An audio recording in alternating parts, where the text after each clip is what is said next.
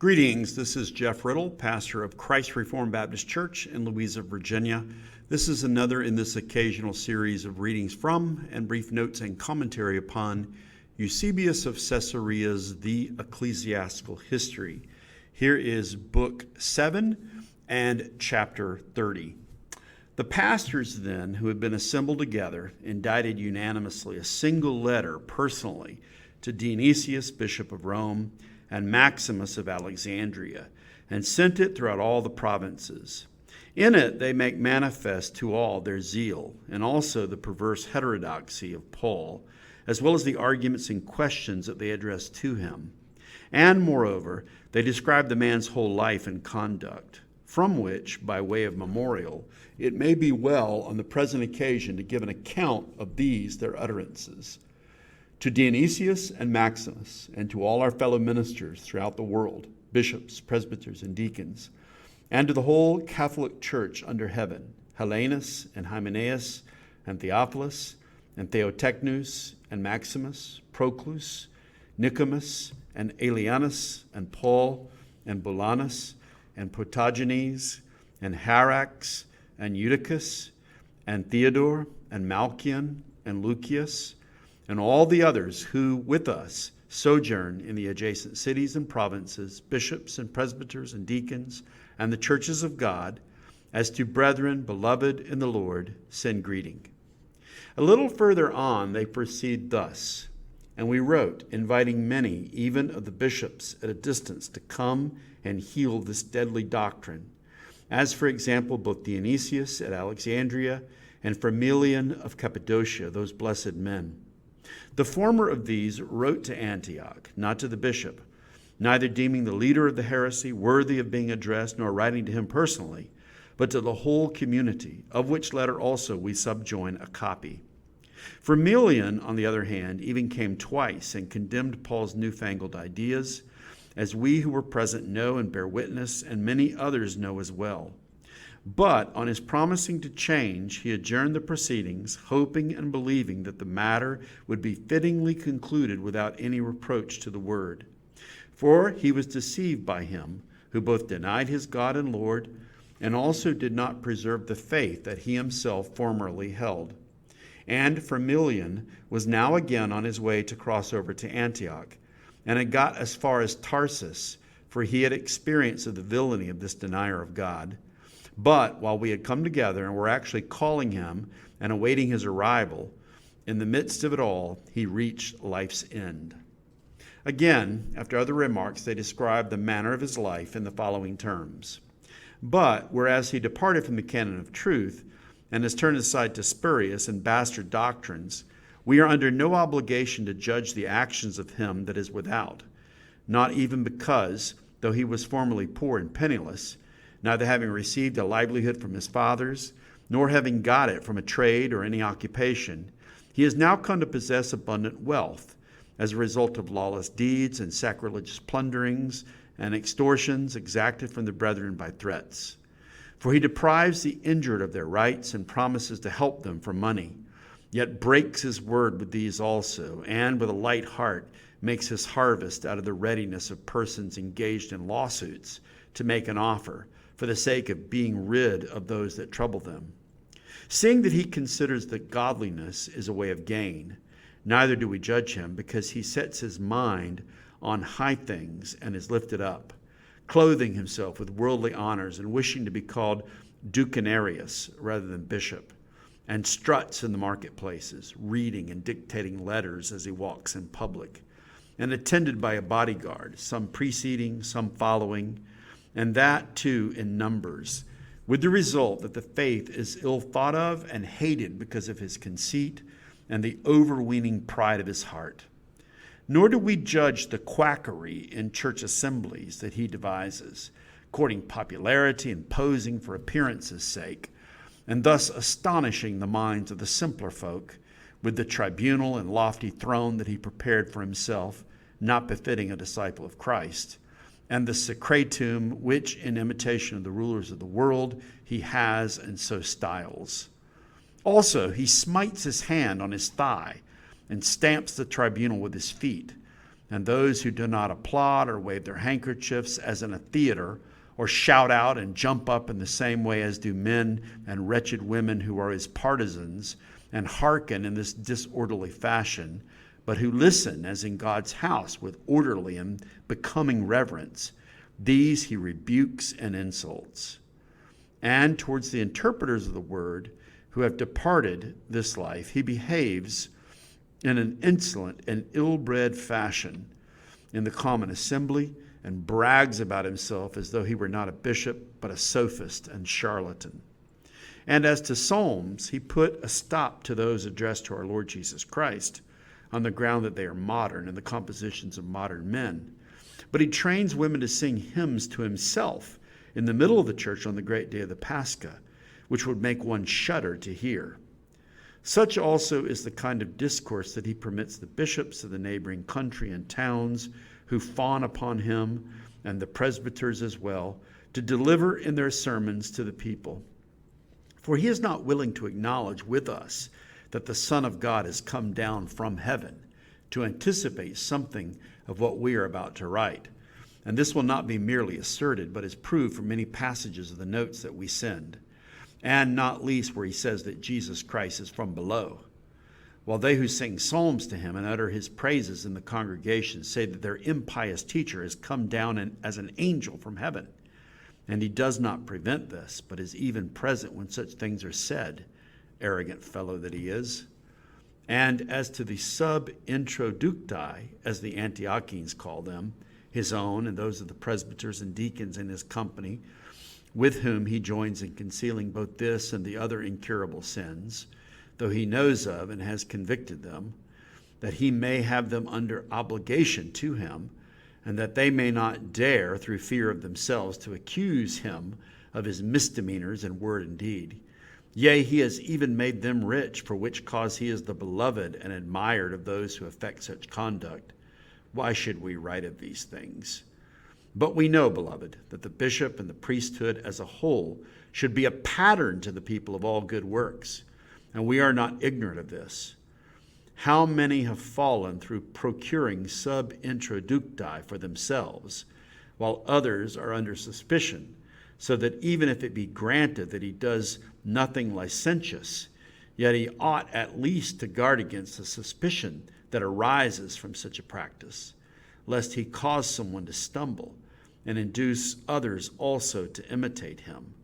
For how could he rebuke another or counsel him not to consort any further with a woman and so guard against a slip, as it is written, seeing that he has sent one away already and has two in his company in the flower of youth and beauty? And even if he go away anywhere, he brings them around with him, living all the while in luxury and surfeiting. Wherefore, though all groan and lament in private, so fearful have they become of his tyranny and power that they dare not accuse him. Yet, as we have said before, one might call to account for these matters a man who has at any rate a Catholic mind and is numbered along with us. But as for one who burlesqued the mystery and strutted about in the abominable heresy of Artemis, for why should we not bring ourselves to declare his father? From such a thing we think that we are under no obligation to demand a reckoning for these things. Then at the close of the letter they add as follows: we were compelled, therefore, as he opposed himself to God and refused to yield, to excommunicate him and appoint another bishop in his stead for the Catholic Church, choosing, by the providence of God, as we are persuaded, Domnus, the son of the blessed Demetrian, who formerly presided with distinction over the same community. He is adorned with all the noble qualities suitable for a bishop, and we notify this his appointment unto you, that ye may write to him, and from him receive letters of communion. But let this fellow write to Artemis, and let those who side with Artemis hold communion with him. When Paul then had fallen from the episcopate, as well as from his orthodoxy in the faith, Domnus, as has been said, succeeded to the ministry of the church at Antioch. But as Paul refused on any account to give up possession of the church building, the emperor Aurelian, on being petitioned, gave an extremely just decision regarding the matter, ordering the assignment of the building to those with whom the bishops of the doctrine in Italy and Rome should communicate in writing. Thus, then, was the aforesaid man driven with the utmost indignity from the church by the ruler of this world. Such, indeed, was the disposition of Aurelian towards us at that time. But as his reign advanced, he changed his mind with regard to us, and was now being moved by certain councils to stir up persecution against us. And there was great talk about this on all sides.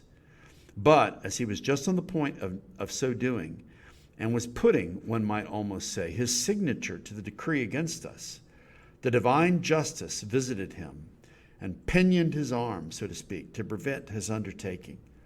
Thus it was clearly shown for all to see that the rulers of this world would never find it easy to proceed against the churches of Christ, unless the hand which champions us were to permit this to be done, as a divine and heavenly judgment to chasten and turn us, at whatsoever times it should approve. At all events, when Aurelian had reigned for 6 years, he was succeeded by Probus. He held the government for something like the same number of years, and Carus, with his sons Carinus and Numerianus, succeeded him. And when they in turn had remained in office for not 3 entire years, the government devolved on Diocletian and on those who were brought in after him. And under them was accomplished the persecution of our day and the destruction of the churches therein. But a short time before this, Felix succeeded in the ministry Dionysius, Bishop of Rome, who had completed 9 years. Here ends Book 7 and Chapter 30, and we'll move on now to some notes and commentary. This chapter conveys the pastoral letter issued from the synod which condemned Paul of Samosata. It was directed to Dionysius of Rome and Maximus of Alexandria, a mark of the importance of these 2 early churches, as well as being directed to other churches throughout the provinces. It denounces the perverse heterodoxy of Paul of Samosata. It notes that input was sought from the respected bishops Dionysius of Alexandria and Firmilian of Cappadocia. Dionysius was unable to come, but sent a letter addressed to the church at Antioch, since he did not deem Paul worthy of being addressed as their bishop.